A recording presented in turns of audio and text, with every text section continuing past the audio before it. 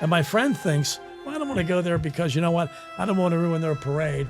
And I don't believe them because they're already in the choir. But they're not. Brother, they're not. we Their talked during faith your isn't episode. that strong. We talked during your episode when you had talked about all the different times that you had fallen off the wagon. Yeah. You know, and I told it, Jesus did it himself. Hey, welcome back to episode 18 of Reaching for Answers. Reaching for Answers, the road from Emmaus. Or from Emmaus. Yeah, from Emmaus. Okay.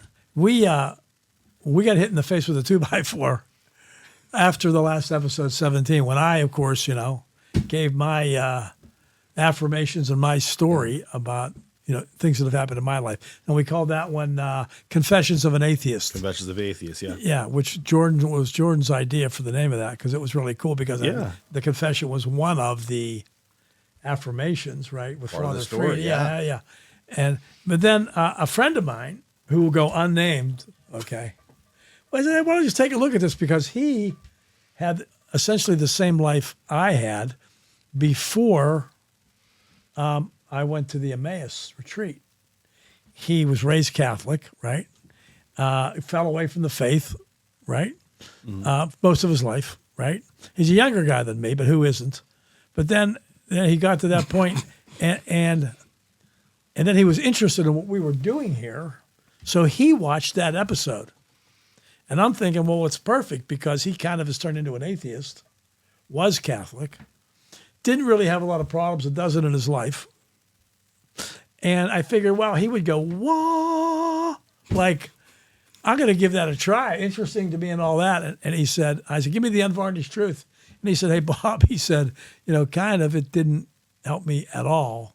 And At all? At all. He said, I like the entertainment value of the stories. He said, but I kind of wasn't really interested because you guys all seem like you're in the choir and you're all shaking your heads to everybody. Because he looked at other episodes after that. And he said, you guys look like, you're all in the choir. And I'm not in the choir. So why would I be, it didn't convince me of anything really other than you're my friend and I like the show. Mm-hmm. So well, when you told me, though, Ange, he thinks we're all in the choir, I started thinking to myself, he's right. I do. I listen to the people talk and I'm just shaking my head because I agree. Mm-hmm. So am I in the choir? Well, I think I am. Well, I think all three of us are in the choir. But the bottom line, what are we trying to do with this show? That's the question. What are we trying to do with the show? Now, what's your opinion of what we're trying to do with this show? And it's a little bit late to be questioning that because we're in episode 18. This is 18. This would technically be 18. Yeah, this would be technically This is 18. 18, Yeah. So you think we're trying to do what? I think that For people that are watching. For people that are watching, I believe that we are trying to gather intel on people's God instances, whether or not they're on the roads to Emmaus. What's a or God whether they're incident? well. What's a God incident? So a God incident has been described to us as a instance in which it's kind of your aha moment when you've been hit by that 2x4 of, God, I know you're there. You've given me this big moment in my life. Or God, I didn't think you were there. You didn't think you were there. Correct. Thank Either you. one. Thank you. Either one. Yes. Either one. Go ahead. Yeah, is the God incident's moment of, I believe that you're there. You've given me the sign, and now I'm coming to you. And yeah, I guess kind of that can still seem preachy to someone who's maybe not that, at that area of the road. Wait, not maybe. He said definitely if he's not in the choir right now. And he said, so it just seemed really preachy, although it was kind of fun, but preachy. So you're saying that you think this program, which we've been doing now, 18 episodes, you think this program is to try to help people come to Christ. Yeah, or at least get an answer that helps them on their road, whether it be depression, whether it be suicide, divorce, relationship issues, loss of all a that child, stuff. Loss of a child, yeah. Infertility, name it. Yeah, pornography, hung up on, whatever it is. Yeah, I mean, we've had 17 episodes of really big testimonies from people that have gone through it. And I mean, gone through it, You look at the people who are like, Eugene, I think he had the Widowmaker, right? That heart attack that almost, took him out. That was Denny Vamos. Denny Vamos, thank you. Yeah, Denny, Denny had the Widowmaker. And, Lamar with his, issues with drugs and, Keith giving all that information that he had. It's a lot, right, Angelo? Like, it's a lot. Keith. Yeah, Reverend Keith. I mean, Angelo, you've been here from the start. I mean, I feel like that's a lot of things, right? We've had a lot of great episodes, but as you're saying, I'm sitting here going, again, in the choir. I love what you're saying, Jordan. So it's hard for me. So how do you not be in the choir? You know, That's is our that what question, you yeah. want? Do we want to not be in the choir? What do you think that the show should be about? What do I think it's about, or what do I think it should be about? What did you think we were doing, and what do you think it should be about? Boy, if I would have known what we were doing. No, You never know what you're doing. I never know what I'm doing, and I definitely never know what you're doing. Jordan, I'm starting to get a feel for. But yeah, right.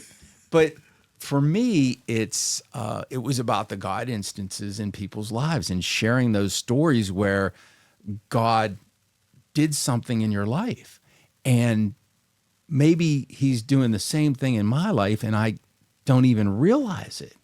You know, that was it for me. Like I like hearing the stories because I like hearing the God instances where, you know, you go to confession and, you know, it had to be God that was working there, right?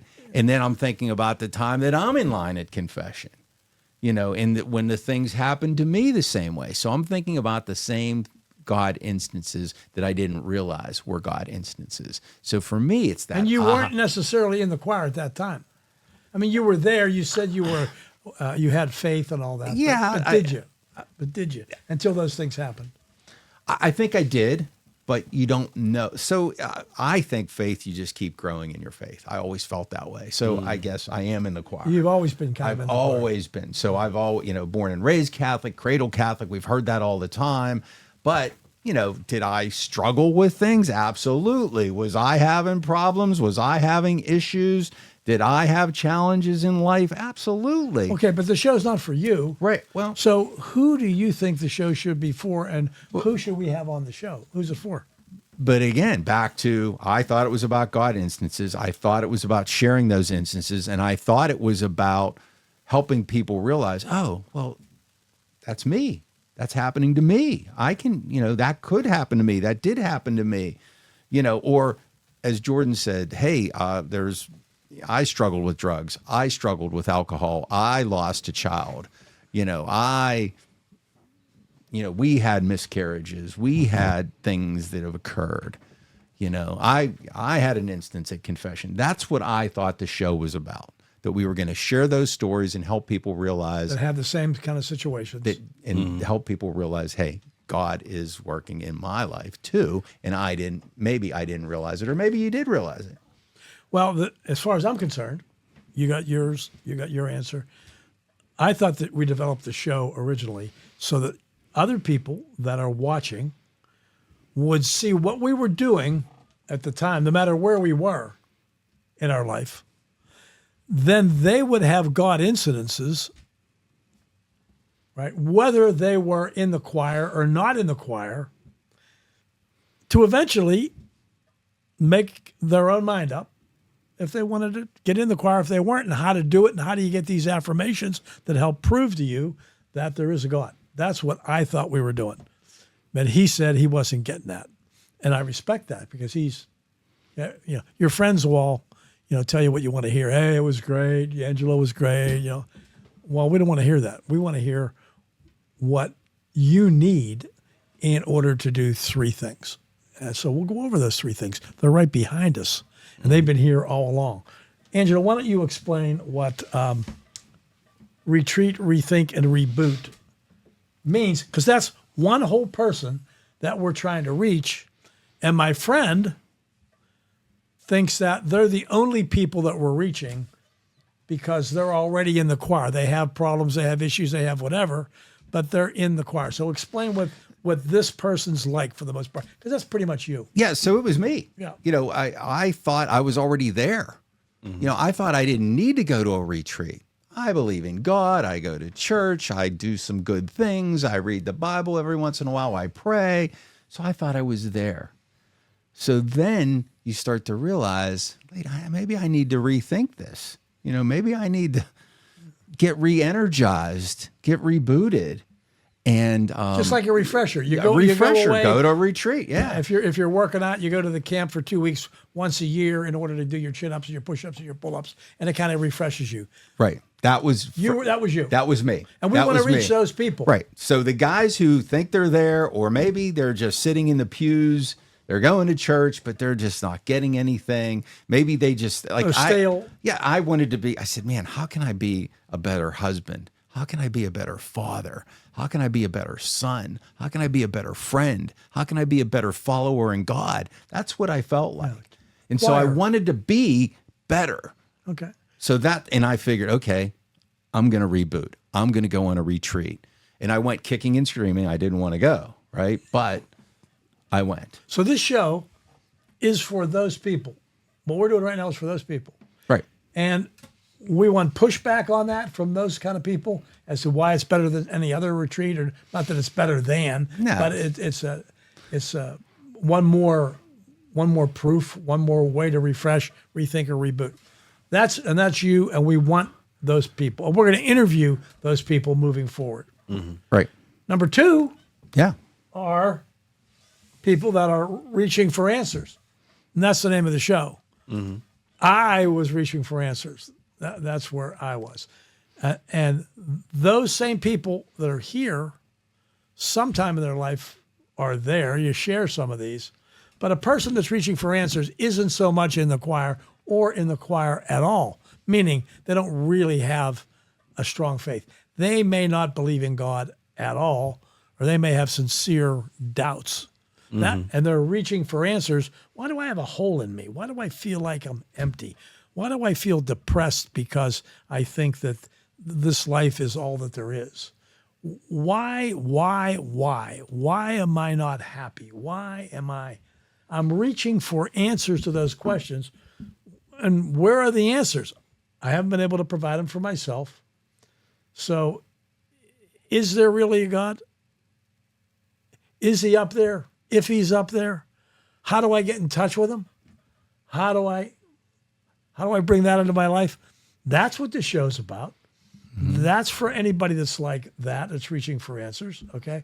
You don't have to be in the choir. In fact, it's good if you're not, because the show here is about how you can get your own versions of those answers so that you can get in the choir. But I know a lot of times I didn't want to ask anybody for an answer. You know what I mean? The man, right? I just wanted to figure it out on my own. Ego man, yeah. Ego man. Typical man. I wanted to figure it out on my own, Jordan. I don't want to ask Jordan. I don't want Jordan to know that I'm weak. I don't want Jordan to know that I'm struggling. I don't want Bob to know that I'm struggling, that I have a hole. Yeah, that's the ego, right? I mean, that's the ego of man, and Well, a that's woman. that's yeah. where we're raised for the most part. Women, not so much, and I'm not being sexist here, but we find on the women's retreat, they fill up like instantly. The women have a retreat. If only 25 people can come, women fill up those retreats like that. And the reason is they interact with each other. They're not trying to be, for the most part, and I'm generalizing, but the women's retreats fill up really fast because women like those encounters. The men's retreat, always at the last week, we're trying to fill up the room. Why? I'm not going to tell Angelo what I'm really like. I'm not going to tell my wife. I'm not going to tell anybody what's really going on in me. And that's why at the last minute, all guys come in kicking and screaming. That's just the truth. Well, and I made up every excuse in the book. Yeah. I'm too busy. I have to cut the grass. I have to clean the leaves. I have to work, right? We use work kind of as an excuse. Sure. I absolutely if you do. said, I absolutely do.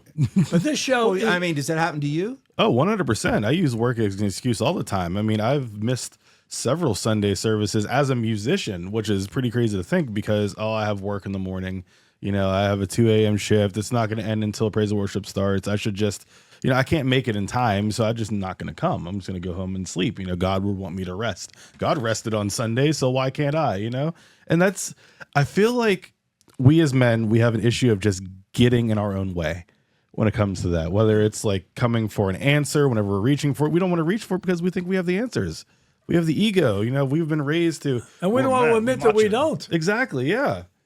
Like, it's nuts. And that's a lonely way to live. For me, that got real heavy to carry because, man, you're raising children. You're doing, when you get into that, middle life with all those children, and they're going to school and college and grade school, and you're working, and man, I'll tell you what, you really sometimes go, can I do this?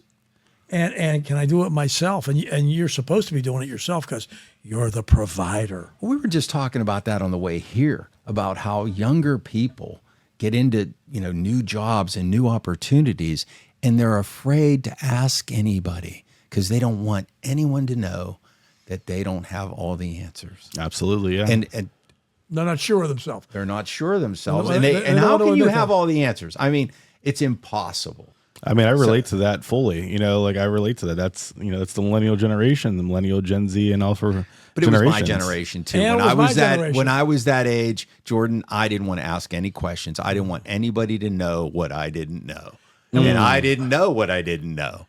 Right? And we're three different generations, essentially. And all of us were raised, particularly in Western Pennsylvania, and probably around the world, the same way. Your job, our job, is to provide. And, women want, general, we all think they only want a guy who's doing well and is strong and protect them. And if you can't protect and provide, so you can't show that you have any weakness at all, because then you won't be desirable. That's just the way we think.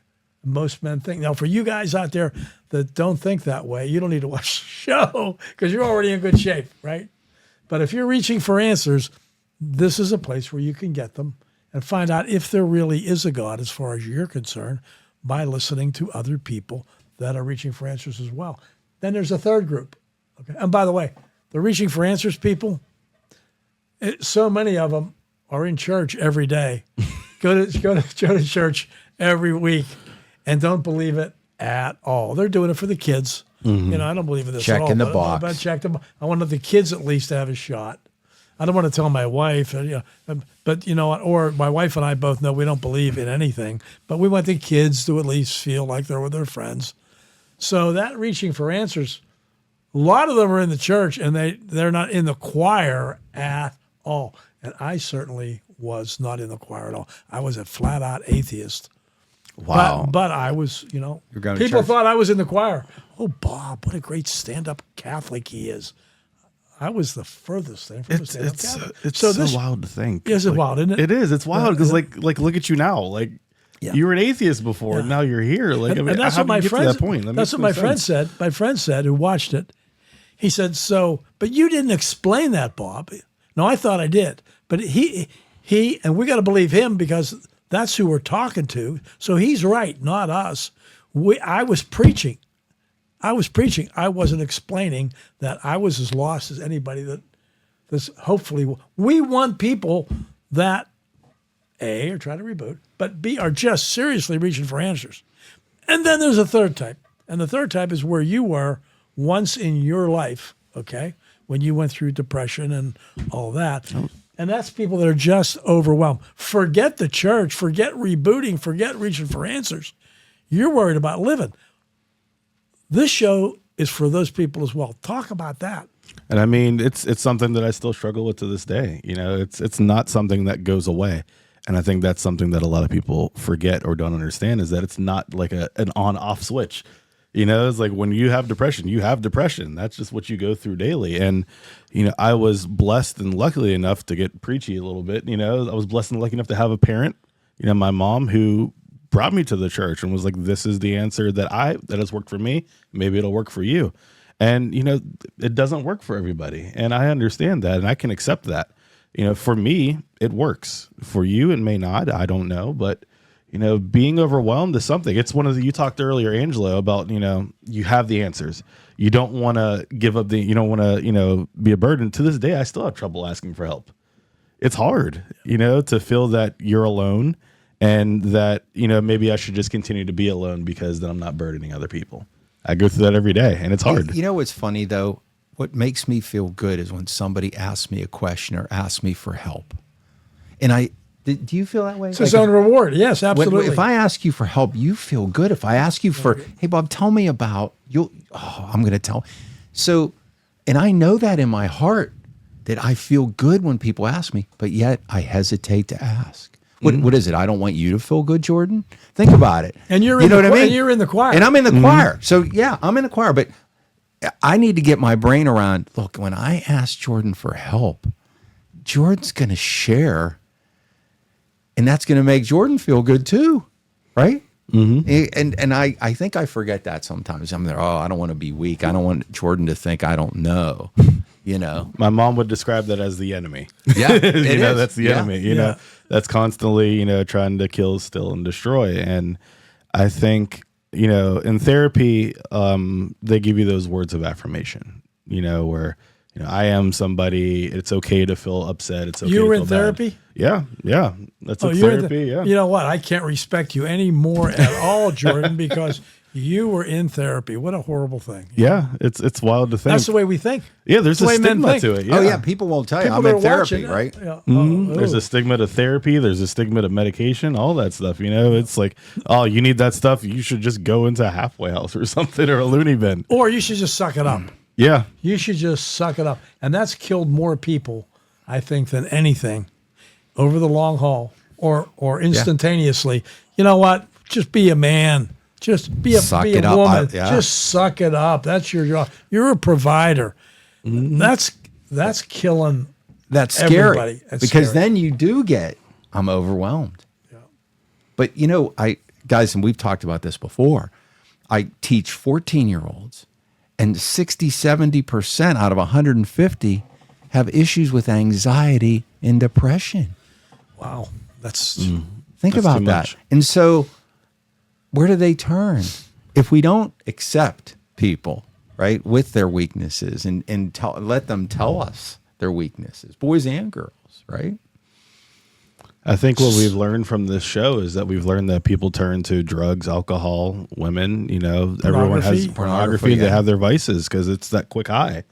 You know, and luckily for us, you know, we've learned through our road, you know, that that's not the answer. But I know that there are hundreds of millions of people out there who don't realize that yet, and they're still, you know, going to the bottle for that quick high to help them, you know, feel better. Yeah, and I guess the other thing is, you may be watching this and think, well, we don't have those lapses ourselves. That couldn't be any further from the truth. I still have my lapses. You have yours. You yeah. have, and my point on this whole show was, if it wasn't for those affirmations, those God incidental moments that I've heard of other people's or my own, I would be off the wagon completely. I would just go back to who I was. But thankfully, I believe, right? God exists because these things have happened that couldn't have happened any other way. And we want you and everyone else to have their own, and that's the only key to, as far as I'm concerned, to real faith. Because once that's happened to you, when you want to fall off the wagon, go back to the pornography, go back to the drugs, go back to ripping and running, go back. Every person that is now in the faith that we've interviewed, they had to have a bad thing happen in their life almost. And a lot of them say, you don't learn anything good from good. Good's just kind of a place. But man, when things are rough and you know it's out of your own control, that's when people look for another answer. And we're just saying the answer for you may be that there is a God. He is active in lives, and you can prove it to yourself by watching the show, calling us, Sharing your story with us. wanting to be interviewed. And it's not an argument we're going to be in, but we're going to now actively look for people that are one of three places. They're trying to reboot. They're not completely in. They're not, ooh, you know. I know, I'm still not, ooh, I'm not. I still have days when I think, where's God in this?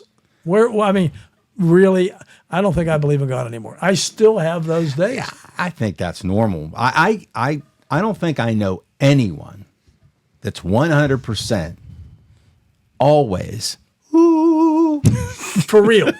Well, They say that they are. I know people that say that they are. But I'm saying, like, if you're real, if you talk real, I don't think there's anyone who goes through and I'm 100%. I'm always perfect with God. I'm always praying. I'm always reading scripture. I'm always doing the right thing. It's a mask. I make so many mistakes constantly.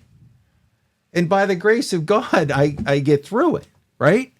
And you say, well, you're being preachy. I'm just telling you the truth. I make so many mistakes. I don't know how I would get through all those mistakes. I think that's something that people need to hear. Is like, we do make mistakes, you know, Tons of mistakes. And most people every day. Most Christians, most people in the church, they don't know how to articulate it, maybe. Or want to. But they all have their own doubts too. And a lot of us think, I used to think, and my friend thinks, well, I don't want to go there because, you know what, I don't want to ruin their parade, and I don't believe them because they're already in the choir. But they're not. Brother, they're not. We talked Their during faith your isn't episode. that strong. We talked during your episode when you had talked about all the different times that you had fallen off the wagon. Yeah. You know, and I told it, Jesus did it himself. Like, you're not alone out there. Like, in the garden, right? We as Christians got to get out of this idea that we are holier than thou and we are above reproach. And I think most real Christians are that. But people from the outside who aren't think that, or they've had an encounter with someone that comes off as preachy or phony or whatever. That's what they see. But that's what they say. But the other thing is, I think we hold this high standard. Oh, he's Christian, he's Catholic, he's this, she's that. Wait a second. Just because you're Christian or Catholic or Protestant, whatever you are, and you believe in God, that doesn't make you perfect.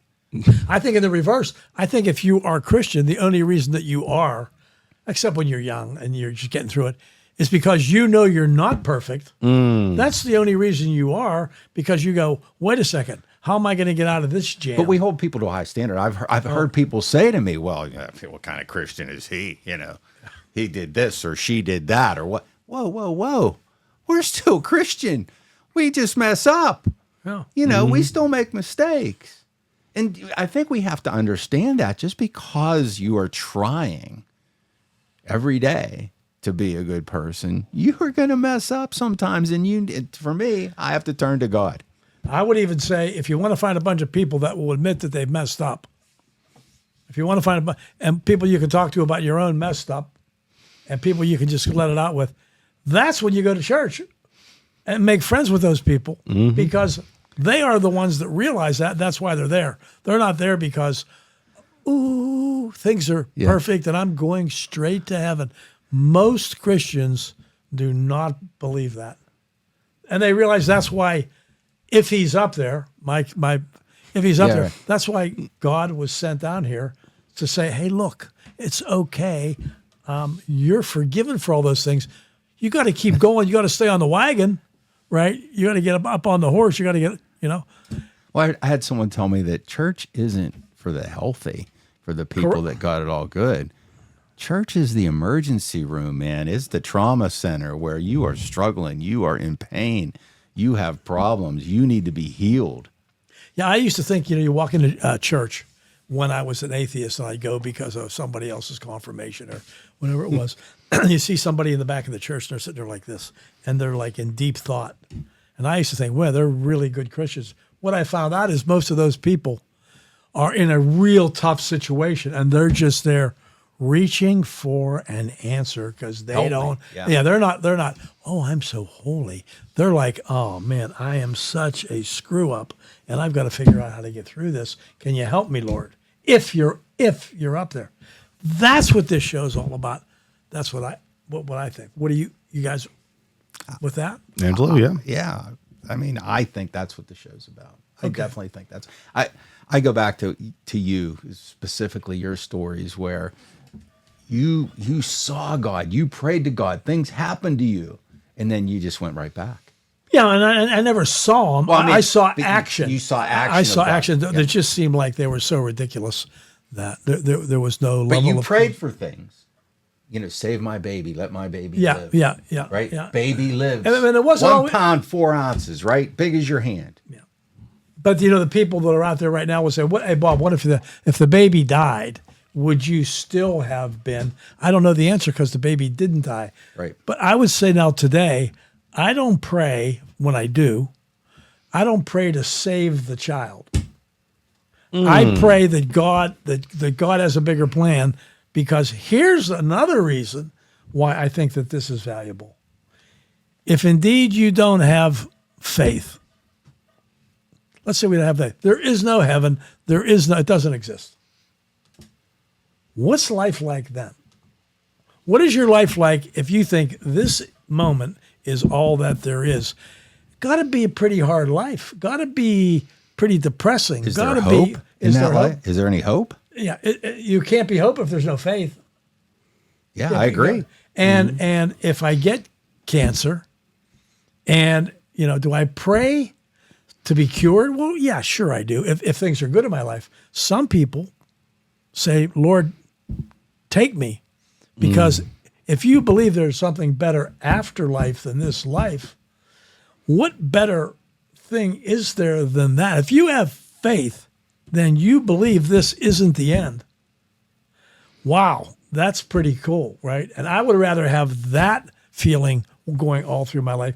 Even if there isn't afterward, I'd still rather go through my life feeling like, well, maybe there's something else on the other side. With hope. Pascal. Yeah. I think it was Pascal, if I'm even pronouncing his name correctly. That was Pascal's theory and his approach. I don't know that there is, but you know what? I think I'll lead my life the best way I can, like Bible, Bible, basic instructions before leaving Earth. If I follow kind of the precepts of the Bible and many other religions that have a similar, I'll get in less trouble on this planet this time, even if there isn't anything else, and I'll be kind of a happier guy.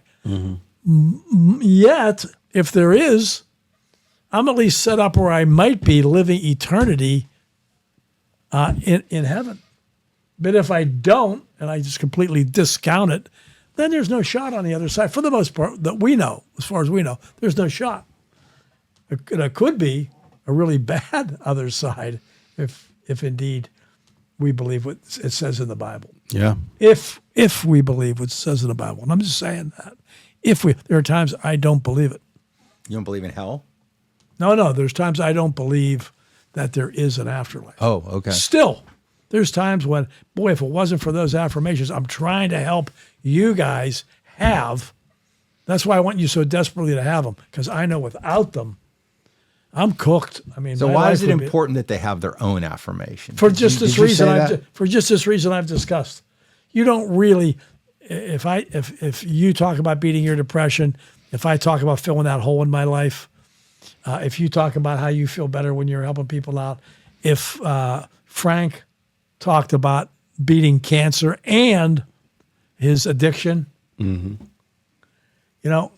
his God incidences, if he didn't have his own, he would never have gotten through. It wouldn't have been enough to hear mine or yours or Frank's. You've got to have your own. And if you come here, we will help you learn how to do that by telling you what we've done and the people we interview have done. And if you implement some of those things, in all likelihood, you will have your own affirmations.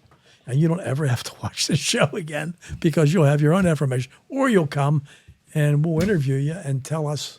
So what if you don't want your wife, your parents, your children to know about your struggles with faith, that you question, is there a God? That's why you watch the show. You can do that. You can do that, in your car. You can do that on your computer without anybody even seeing that you're doing it. If you come here, you don't have to go to the retreat necessarily, or a retreat, because that's overt. But you can get almost the same things that happen on a retreat, not nearly as good because it's so concentrated. But you can, if you watch all these in a row, you get the same information that help you make a decision for yourself. Yeah, I can tell from personal experience, sometimes just hearing that someone has gone through the same thing as me is a bigger help than if I explained it to someone else. Because at least you're hearing from someone who's gone through the same things that you have gone through. And if they're also a Christian, even better. If they're not, well, hey, you've walked my life. So, hearing that someone made it to the other side is one of the biggest, happiest things I can hear. And I think that if people just give it a chance, listen, you may hear something that may help you out. Well, I try to convince, to kind of wrap up this segment, I try to convince my friend. I said, why don't you come on the show? Yeah. Why don't you come on the show? And then you just, grill us as to this whole thing. Even after he said to me, I was exactly you. But then he still said, we were too preachy. And because we're in the choir, it didn't help him out, right? So I said, okay, well, come on the show. Take that other. So we're going to bring people like that on the show. One of you come on the show. And then let's have a fun, let's grill it. Let's go through it. Let's not get into an argument about it, but let's go back and forth and have a discussion about why and all of that. I think he's going to cave at some point and he's going to come on the show. But he said to me, well, I don't want like my parents and my wife to know necessarily that I feel this way. Mm-hmm. Right? So he said, that's why I don't want to come on the show. That's exactly who the show's for. But we got to preach less. And we don't think we're preaching at all. That's why we were stunned. Because we're used to it. We're used to it, and someone who's not on this side of the road may not understand that, Yeah. I just think that it's hard. You can't tell what somebody else is going through. I didn't know what you were going through until you told me your story. I didn't know what you were going through until you told me your story. You didn't know what I was going through until I shared my story with you. So what you see or what you think you see may not be real, because we don't go out there saying, oh, this is where I'm weak. Mm-hmm. This is where, nobody puts that out there. I want you to think, boy, isn't Ange a great guy, right? Isn't he perfect, right? Yeah, look how strong he is. Oh, yeah. Man, he's got. Well, the reality is I'm not. Yeah. I'm weak. And almost everybody is. Right. But you don't know that. There ain't no perfect. We don't know that. And I'm not saying you have to go out and tell everybody all your problems, but I think when you're real and you're authentic, people can tell that it's authentic. And in our cases, neither one of us were in the choir at all. But if we seem like we're over the top now or in the choir, think about this. Wouldn't you like to feel as good as we feel about living life, as opposed to when we both felt like, man, everything is on my shoulders to make everything right. Man, that is a struggle. That is depressing. That is hard to bear, right? So I'm happy that I'm essentially preachy, if that's what I am right now, because I don't want to be in that place ever again in my life. And without those affirmations, hey, it took me till I was 64 before I found faith at all. Yeah. I mean, I was born Catholic, but I just went because my parents, you got to go to church. But in reality, 64 years old. Had I died before that, I mean, my life was just so hard to carry around because it was all up to me. So it's never too late, is what I'm saying. No. And we're not perfect, and we don't think we're perfect, and we're not in the choir.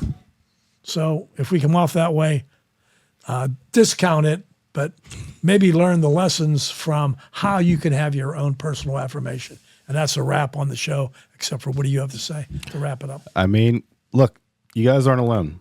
All I can say to you is that if you give us a chance, maybe you'll hear something that'll help you on the road. And if you don't, cool. I just hope that you find your answer somewhere. But I am telling you, you may hear something here that may touch your life in a way that you could never expect. And Angelo? No, I agree with both. I guess I'm in the choir. That's all I can say. Hey, Angelo, and what a good place to be. And I hope someday I get to the place in the choir where you are, because you're one of the most at peace people that I know. And I know you struggle all the time too. I struggle. Hey, every day, guys. So bring your problems, bring your questions, bring all of that.